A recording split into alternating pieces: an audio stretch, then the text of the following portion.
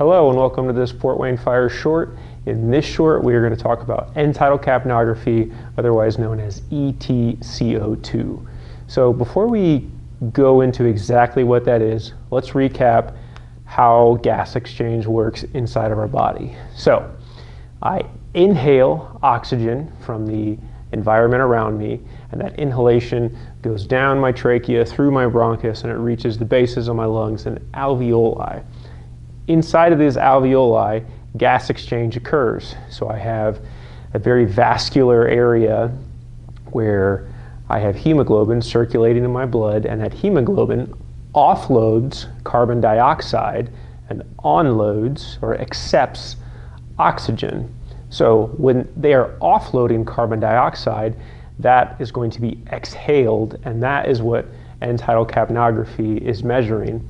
So a normal measurement is going to be 35 to 45 millimeters of mercury. So again, that's 35 to 45, and that's in a normal patient.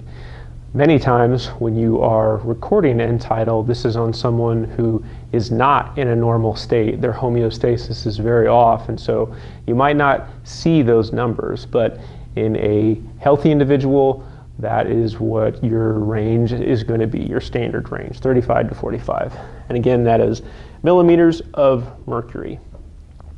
I have here the waveform that you are going to see. This is a relatively normal waveform, and it's separated into 4 different stages. We have stage 1, which is inhalation. It's going to be at baseline 0 because when I am inhaling, there is no carbon dioxide being exhaled, so it's not going to pick up anything. So during inhalation, I'm going to be at 0. Once I start to exhale, so during exhalation, you're going to see a sharp rise in end-tidal, and that's going to come up here, and then it's going to even out relatively, and that is going to be our alveolar gas exchange. So we have inhalation, we have exhalation, and then we have alveolar gas exchange, and then our 4th stage is going to be back to our baseline level when we are inhaling again. Now that is a normal waveform, but what if it's not normal? What could we see? So here I have what's referred to as the shark fin. It's that way because that's what it looks like in appearance. It's similar to a shark fin. And when you see this pattern, this is going to signify some form of restriction in our airflow, usually a bronchospasm. Another thing that you might see, or another way to use end-tidal capnography, is during CPR, and this can be used to monitor your compressions. And what this might look like, we'll get a